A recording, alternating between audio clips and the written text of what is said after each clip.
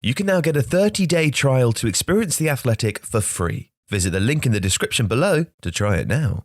Hello and welcome to a conversation about Southampton with me, Joe Devine, and I'm joined by Alex Stewart. Hello, Joe. Hello. Alex, I'm delighted to be here today because we also have Dan Sheldon, The Athletic's very own Dan Sheldon. Hi, Dan. Hello, Joe. Hello, How's it going? Very well, thank you. Good, thanks for joining us. The reason we asked you here today is because Southampton have new owners and we want to talk about what's going to happen over, the next 5 years. I think there's a title bit there.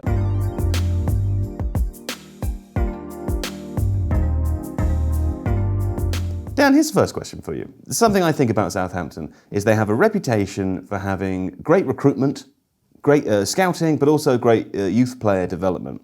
Here's a thing. Is the reputation still earned now, or are they riding high on the basis of players that they developed and brought in 5 or 6 years ago? I think you have to go back even further than that to Gareth Bale, Theo Walcott, Oxlade-Chamberlain, and I guess James Ward-Prowse's group, with like Luke Shaw, Callum Chambers, was the last very good group to come out of the academy. And that's something they were aware of as a club.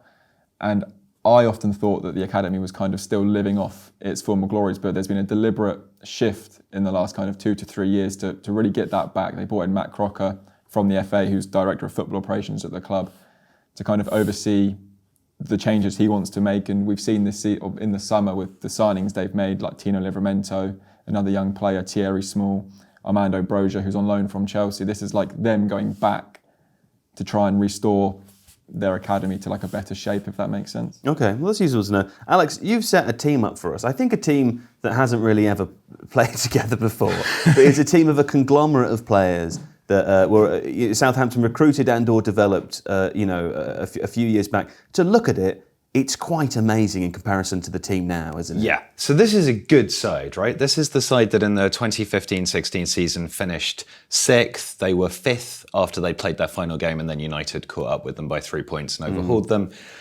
You had Graziano Pella up there with Sadio Mane. They were joint top scorers in the league. They got 11 goals each. Mane got 15 goals in all competitions.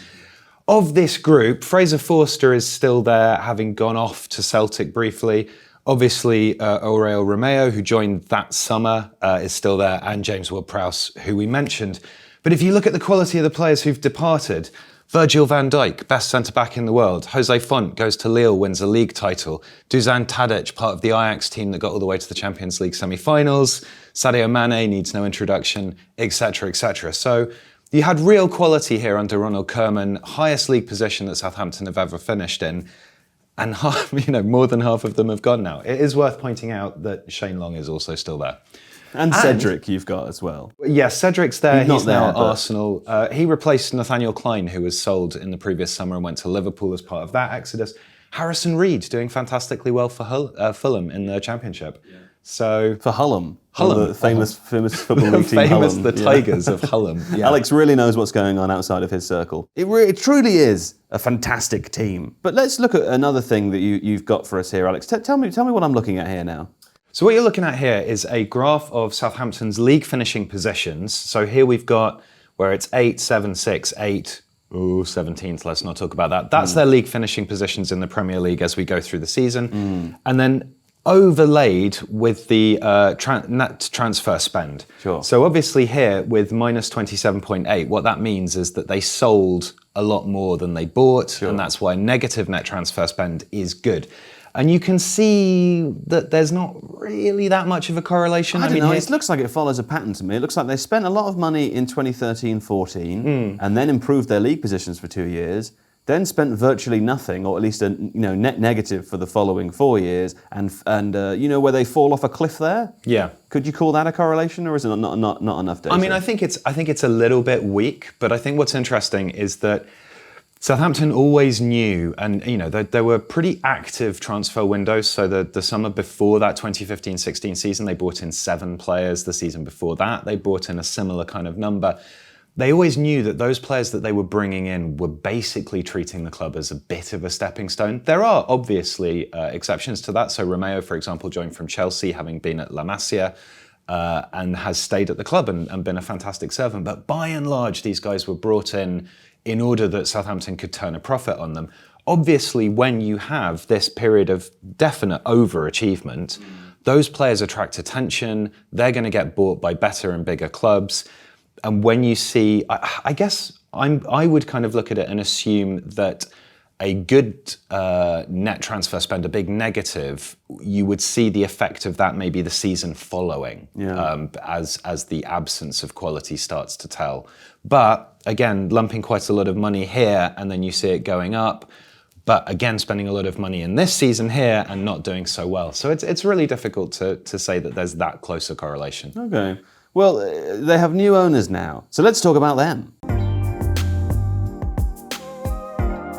So Dan, new owners, who are they? A group called Sport Republic. Behind that group are three men. You've got Dragan Solak, a Serbian media tycoon, billionaire, should be said. Henrik Kraft is just a businessman that you won't know too much about. Sure.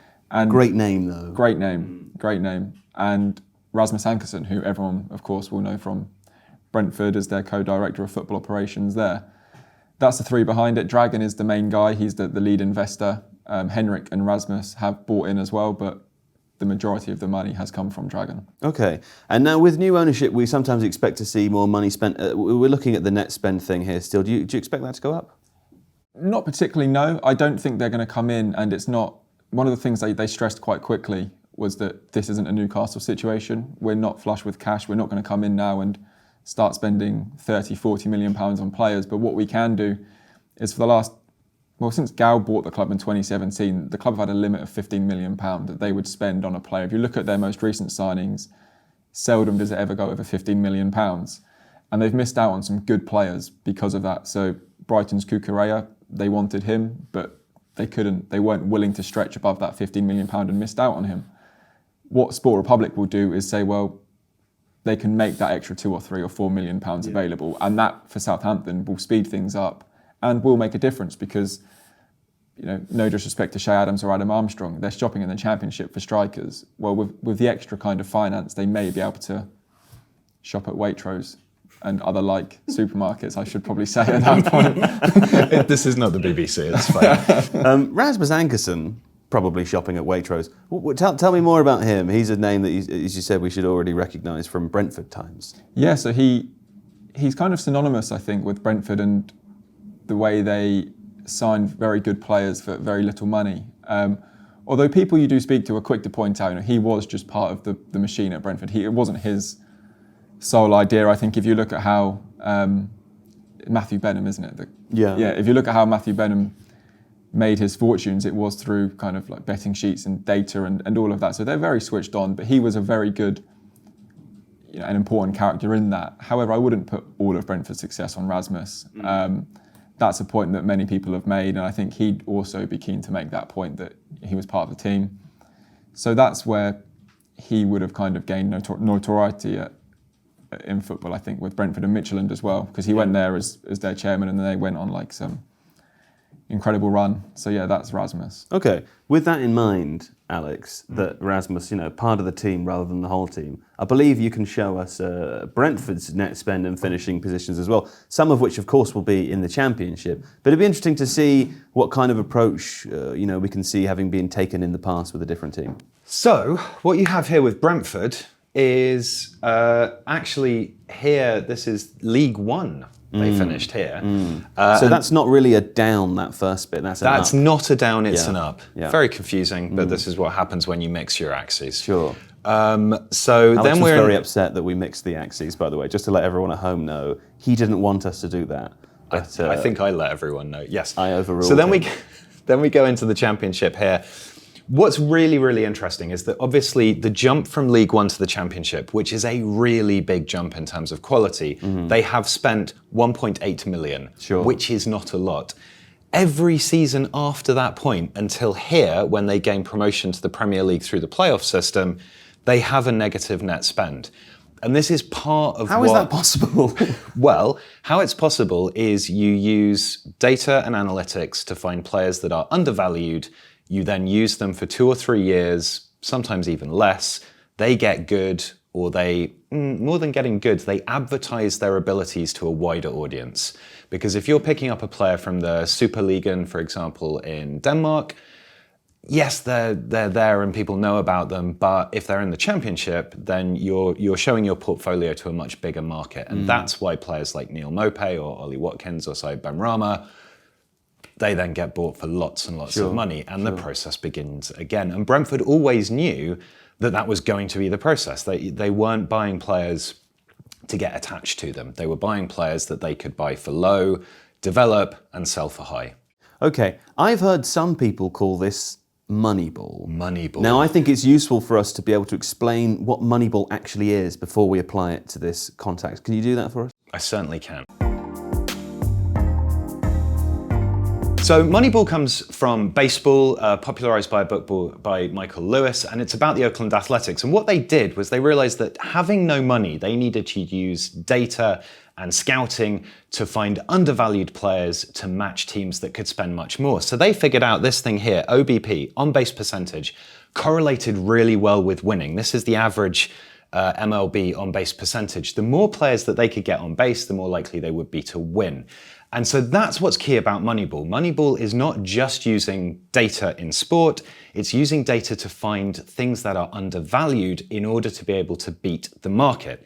Now, how does this correlate to football? Well, it kind of doesn't and it kind of does. So there's no metric that really correlates to winning in football in the same way that on-base percentage does. But here we have a thing, and this is what Brentford did and it's what Michelin did, is you can leverage things like throw-ins and corners here, and you can start to find those marginal gains through using data, through using analytics. Also, as we've mentioned before, with player recruitment, you can find undervalued players that you then develop and sell for more money than you bought them for. And that, in this context, is what Moneyball is. Are they going to be a Moneyball team, Southampton, Dan? I don't think they're going to change drastically to what they're doing now. And that's one of the things that has been quite frustrating in the sense that since Sport Republic, namely because of Rasmus, it's like, oh, Southampton are going to change the way they recruit, everything is going to change. But a while ago, Southampton were seen as kind of the industry leaders in recruitment with their black box, and Southampton have always used data, especially over the last decade. So it makes them a good fit for the buyers rather than the club going to change completely. And another similarity to the Brentford model, I suppose, is Southampton sell themselves to players as, look, come here, do well for 2 years, and we will sell you. We will not stand in your way. And that's what Brentford have done with the players that they're selling. So Tino Livramento is a good example of that. He's come from Chelsea, had never played. He will now play, and there will be an expectation from him that if he does well, the club won't stand in his way when the time comes to sell him back to Chelsea or to whoever else comes in for him. Sport Republic liked the idea of that. Southampton as a club know that's where they are in the pecking order. So it was a deal that suited all parties in terms of how they recruit was similar to what Rasmus would have known. Obviously Henrik and Dragon didn't have no experience in football, so they wouldn't know. But there are a lot of positive things that Sport Republic saw in Southampton that they thought, we can make this work. But it should also be said, actually, with Rasmus, he is not going to be involved in Southampton on a day-to-day basis. He is not going to be sat in recruitment meetings or anything like that. Their business is Sport Republic and growing that into the multi-club model that they want it to be. Okay.